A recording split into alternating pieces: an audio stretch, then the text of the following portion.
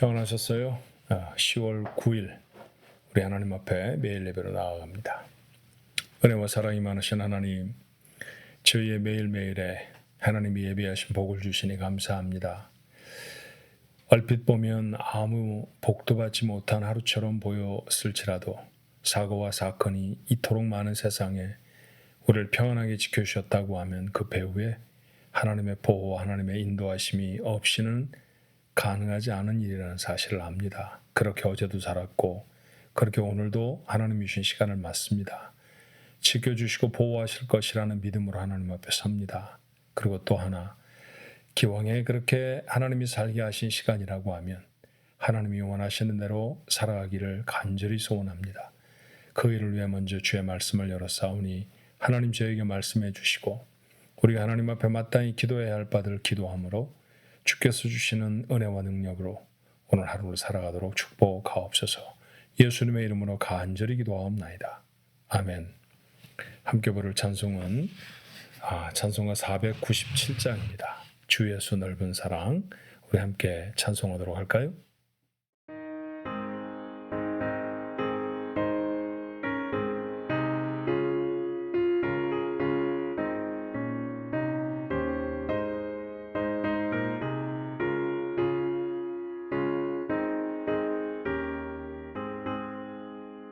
주 예수 넓은 사랑 그 크신 은혜를 나 힘써 전함은 참 기쁜 일일세.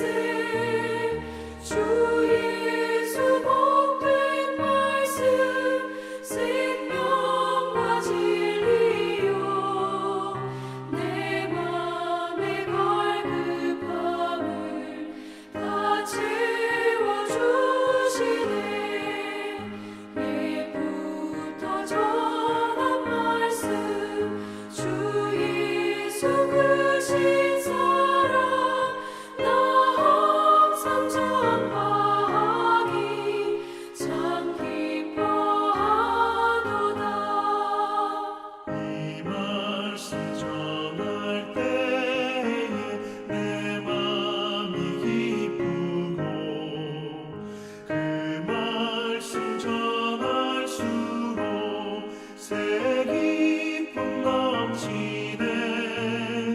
구원의 복된 말씀 못 들은 사람이 세상에 많음으로 힘써서 전하세.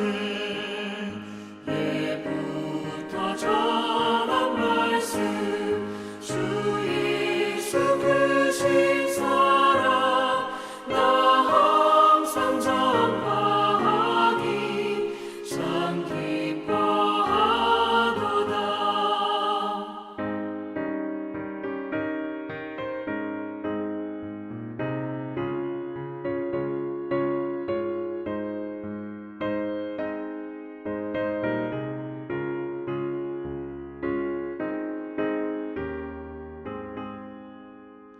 이 말씀 들은 사람 더 듣기 원하고 목말라 사모하니 그 말씀 진리라.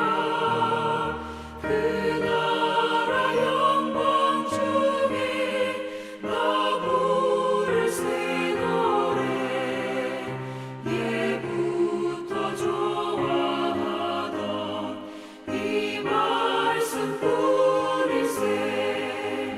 예부터 전한 말씀 주 예수 크신 사랑 나 항상 전하기 참 기뻐하도다.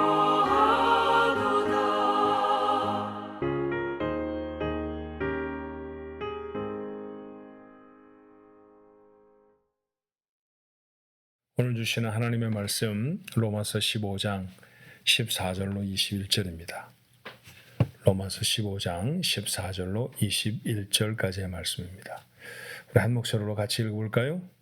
내 형제들아 너희가 스스로 선함이 가득하고 모든 지식이 차서 능히 서로 권하는 자임을 나도 확신하노라. 그러나 내가 너희로 다시 생각나게 하려고 하나님께서 내게 주신 은혜로 말미암아 더욱 담대히 대량 너희에게 썼노니 이 은혜는 곧 나로 이방인을 위하여 그리스도 예수의 일꾼이 되어 하나님의 복음의 제사장 직분을 하게 하사 이방인을 제물로 드리는 것이 성령 안에서 거룩하게 되어 받으실 만하게 하려 하심이라. 그러므로 내가 그리스도 예수 안에서 하나님의 일에 대하여 자랑하는 것이 있거니와 그리스도께서 이방인들을 순종하게 하기 위하여 나를 통하여 역사하신 것 외에는 내가 감히 말하지 아니하노라. 그 일은 말과 행위로 표적과 기사의 능력으로 성령의 능력으로 이루어졌으며 그래야 내가 예루살렘으로부터 두루 행하여 일루리곤까지 그리스도의 복음을 편만하게 전하였노라. 또 내가 그리스도의 이름을 부르는 곳에는 복음을 전하지 않기를 힘썼노니 이는 나무의 터 위에 건축하지 아니하려 함이라. 기록된 바 주의 소식을 받지 못한 자들이 볼 것이요 듣지 못한 자들이 깨달으리라 함과 같으니라. 아멘. 자기 정체성이라는 얘기 종종 듣게 되시고 하게 되시죠. 내가 누군가 하는 겁니다. 내가 누군가라고 하는 사실이 분명해지면 삶에 대단한 힘이 생기는 것 같아요. 이런 예를 한번 들어볼까요? 이 세상에서 돈을 가장 많이 버는 직종 중에 하나가 어떤 직종에 속한 사람일까? 연예인도 있을 수 있고 스포츠 선수일 수도 있는데 의사나 변호사 이런 사람들이죠. 근데 여러분 의사라고 하면 의사를 예를 들어본다고 하면요. 의사는 사실 돈을 많이 버는 게 그 사람의 정체성은 아니잖아요. 사업가라고 하면 돈을 많이 버는 게 그 사람의 정체성일 수 있습니다. 그렇지만 의사라고 하는 사람들은 사람을 고치는 것이 먼저인 사람들이어야 하잖아요. 이렇게 생각해 보면 쉬울 것 같아요. 돈을 많이 버는 의사에게 여러분의 몸을 맡기시고 싶으십니까? 아니면 병을 고치는 것을 사명으로 생각하는 의사에게 여러분의 몸을 맡기고 싶으세요? 저는 두말할 것도 없이 두 번째입니다. 몸의 병을 고치기 위해 살아가는 사람, 그가 자기가 누구인가 하는 것을 그렇게 정리한 사람, 그 사람이 실력 있는 의사, 좋은 의사가 될 수 있지 않을까요? 만약 그렇게 산다고 하면 그 사람은 편법을 행하지 않을 겁니다. 잘못된 행동들을 하지 않을 거예요. 예를 들면 그런 거 있잖아요. 의사가 환자를 고치면서도 똑같은 약인데도 처방을 해주는 것에 따라서 자기에게 훨씬 더 많은 이익이 주어질 수 있어요. 그런데 의사는 자기에게 많이 이익이 되어지는 약을 처방해 주는 것이 아니라 환자에게 맞는 약을 처방해 주기를 원하는 사람이 되는 것이죠. 왜냐하면 그는 돈을 많이 버는 사람이 아니라 환자를 치료하는 사람이어야 하기 때문입니다. 그렇죠. 그렇게 살아가다 보면 자신의 가장 많은 시간을 자기가 누군가 하는 것, 그 일을 강화시키기 위해 사용하겠죠. 병을 연구하고 어떻게 하면 사람을 더 잘 치료하게 되는가라는 것을 생각하게 되고 어떻게 치료하면 사람이 더 아프지 않게 치료를 받을 수 있을까라는 것에 대해 관심을 갖게 됩니다. 그러다 보면 실력 있는 의사가 되고요. 그런 의사를 우리는 존경하기도 하고 세상에 널리 이름이 알려지는 귀한 사람이 되기도 한답니다. 오늘 본문의 바울이 바로 그런 사람이 아닌가 싶어요. 바울은 누구보다도 자기 정체성이 분명한 사람이었습니다. 오늘 본문에 그런 자기의 정체를 어떻게 밝힐까요? 16절의 말씀에 이렇게 말하죠. 이 은혜는 곧 나로 이방인들을 위하여 그리스도 예수의 일꾼이 되어 하나님의 복음의 제사장 직분을 하게 하사 이방인을 제물로 드리는 것이 성령 안에서 거룩하게 되어 받으실 만하게 하려 하심이라. 말을 조금 어렵게 풀었는데 결국 줄여서 말한다고 하면 이방인의 사도라는 말 아닙니까? 바울은 이미 로마 교회에 보내는 편지에 앞선 진술에서 이런 얘기를 했었어요. 로마서 11장 13절이죠. 내가 이방인이 너희에게 말하노라. 내가 이방인의 사도인 만큼 내 직분을 영광스럽게 여기노니 자신이 이방인의 사도라고 했습니다. 갈라디아 지역에 모여있는 교인들, 그 성도들에게 보내는 편지, 우리 성경에는 갈라디아서라고 남아있죠. 갈라디아서 2장 8절에도 이렇게 말합니다. 베드로에게 역사하사 그를 할례자의 사도로 삼으시니가 또한 내게 역사하사 나를 이방인의 사도로 삼으셨느니라. 바울은 자기 자신이 이방인의 사도라고 하는 사실을 의심 없이 믿고 있었죠. 그게 가장 분명한 자기 정체성이었습니다. 그래서 그는 이방인의 사도이므로 이방인에게로 나아가려고 노력하죠. 유대인이었음에도 불구하고 유대인은 이방인들에 대해 상당히 배타적인 사람들이에요. 같이 밥도 안 먹고 인사도 심지어 안 합니다. 그런데 그 이방인들을 섬기려고 한다는 것은 얼마나 대단한 결단이어야 할까요? 그래서 이방인이 사는 소아시아 지방을 여행하기도 했고 지금은 유럽이라고 말하는 그 마게도니아 지역을 지나서 다시 로마로 가려고 하는 그런 마음을 갖기도 하는 그런 모든 생각의 배후에 뭐가 있습니까? 나는 이방인의 사도니까 이방인에게로 가야 해라는 것이었죠. 위험한 일이었어요. 어떤 날에 배척을 당하기도 하고요. 돌에 맞아서 죽을 뻔하기도 했죠. 그럼에도 불구하고 그는 이 일을 계속하려고 합니다. 왜 이렇게 열심히 했을까요? 그 가장 중요한 이유는 이 귀한 직분을 주신 분이 하나님이라고 하시는 사실을 그가 분명히 알았기 때문입니다. 사람들은 뭐라고 해도 상관이 없어요. 사람들은 아마 혀를 쩍쩍 찼을지 모릅니다. 저 사람이 왜 유대 랍비가 되지 않고 그렇게 보장된 미래를 버리고 저 고생을 사서 하는 거야? 라고 말했을지 몰라요. 바울은 그렇게 가난한 사람이 아니었습니다. 그럼에도 불구하고 복음을 이방인에게 전해야 하기 때문에 헐벗고 굶주리고 매맞고 그랬다고 그는 말하잖아요. 사람들이 보기에는 얼마나 어려운 삶을 살아가는 사람처럼 보였을까요? 하지만 그는 이 일을 계속해 나갑니다. 이유가 무엇이었을까요? 하나님이 자기에게 주신 사명이었기 때문입니다. 나는 취미가 다른 나라 가는 거야, 여행하는 거야. 그래서가 아니었죠. 자신이 좋아하는 것이 다른 문화에 가서 복음을 전하는 것이기 때문에 그 일을 한 것도 아니었어요. 취미나 자신이 기뻐서가 아니라 하나님이 주셨기 때문에 하나님이 그에게 짊어 주신 일이기 때문에 우리는 그런 일을 사명이라고 부르죠. 이 사명이 분명했기 때문에 그는 이 일에 나섭니다. 그가 좋아서 하는 그의 기쁨이나 또는 그의 바람이나 또는 그의 경향을 넘어서는 일이었다는 거예요. 이 믿음이 분명했던 그가 이 사명을 감당하기 위해 생명을 겁니다. 사명을 생각하고 이 사명을 위해서 살아가려고 하면 자신의 삶의 원칙들이 분명하게 정해지게 됩니다. 그는 하나님으로부터 받은 은사가 참 많았죠. 놀라운 기적을 체험했습니다. 환상 중에 하나님의 나라를 보기도 했고요. 그리고 기적을 베풀기도 했어요. 병이 낫는 일들도 또 거의 죽었던 사람을 기도함으로 다시 살리는 일들도 있었습니다. 그런데 그 일을 목격한 사람들이 전해주어서 알 뿐이지 바울은 복음을 전하며 이런 일들을 거의 말하지 않아요. 왜 그랬을까요? 나는 하나님이 이방인에게 말하라고 하신 것만 말한다. 그 원칙이 분명했기 때문입니다. 무엇인가를 자랑하기 위해 사는 사람이 절대로 아니었다는 것이죠. 그런 말씀에 대단히 밝은 사람이었어요. 구약 성경을 그만큼 확실하게 정확하게 인용한 사람은 없습니다. 그럼에도 불구하고 그는 말씀을 아끼죠. 이유가 무엇이었느냐 하면 말씀드렸던 것처럼 이방인에게 복음을 전하는 도구 그 이외에는 다른 이런저런 말들을 내가 이렇게 창세기도 좀 알아, 내가 이렇게 레위기도 좀 안다고 그런 생각이 그에게 전혀 없었다는 거예요. 뿐만 아니라 누군가 다른 사도나 다른 사역자가 가서 복음을 전하고 있는 곳 그곳이라고 하면 그는 그곳에 가지 않겠다고 했습니다. 그렇게 해서 찾아간 곳이 일루리곤이라는 곳까지는 가게 됐어요. 일루리곤이 어디냐 하면요, 알바니아라고 하는 나라입니다. 요즘은 우리가 보통 말하는 동유럽이죠.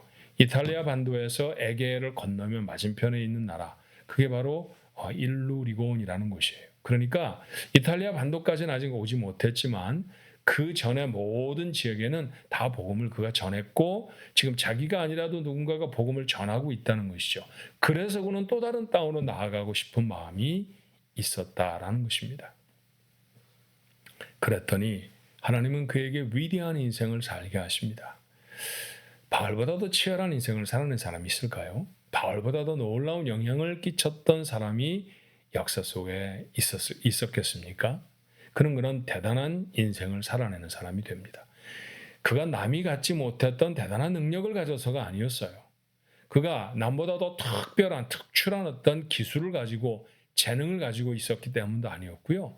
다른 사람보다 운이 특별히 좋아서도 아니었습니다. 그가 이렇게 특별한 인생을 가장 멋지고 가장 분명하게 살아낼 수 있었던 까닭은 자기 정체성이 분명한 사람이었기 때문입니다. 오늘 이 말씀을 나눈 우리는 어떤 사람인가요? 여러분 한번 스스로에게 질문해 보겠습니까? 나는 누구인가? 첫 번째 대답은 나는 하나님의 자녀이죠. 하나님의 자녀 이렇게 자신의 삶을 규정하고 나면 해야 할 일, 하지 않아야 할 일들이 명확해지지 않습니까? 또 나는 누군가의 아버지이기도 하고 나는 누군가의 어머니이기도 합니다. 누군가의 아버지여서 당연히 해야 할 일이 있죠. 아버지 노릇이 다 쉽고 너무너무 즐거운 것만은 아니잖아요. 그렇지만 그 일을 감당할 때 하나님이 주신 은혜와 복이 있다는 사실도 우리는 간증할 수 있어요. 하나님이 내게 주신 사명이기 때문에 어려워도 감당을 합니다. 최근에 출산을 한 젊은 부부를 오랜만에 교회에서 봤습니다. 남편의 얼굴이 홀쭉해졌더라고요. 왜 그랬을까요? 아이를 키우느라고 힘이 들어서 그렇습니다.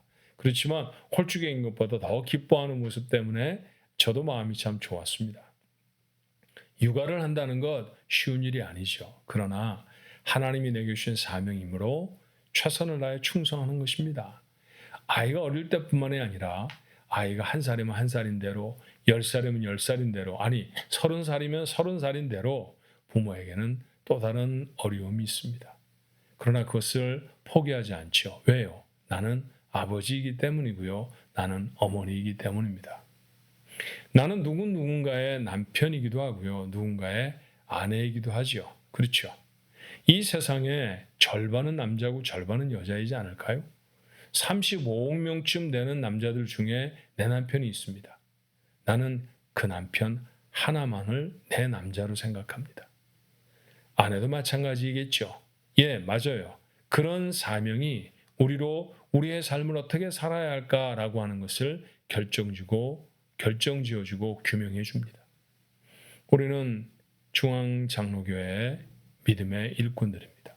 하나님의 교회를 섬기고 하나님의 교회를 이루고 있는 우리들이 무엇을 어떻게 해야 할지가 분명해지는 것이죠.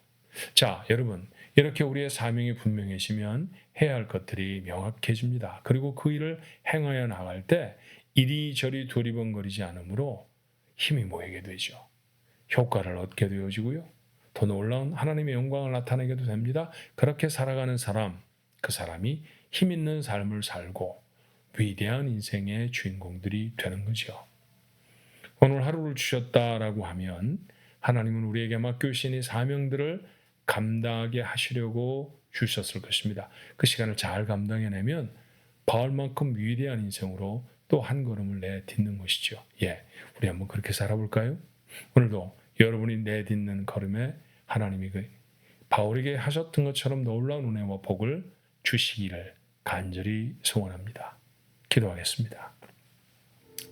하나님의 부름을 받고도 내가 무엇으로 어떻게 살아가야 할지가 희미할 때가 많았습니다.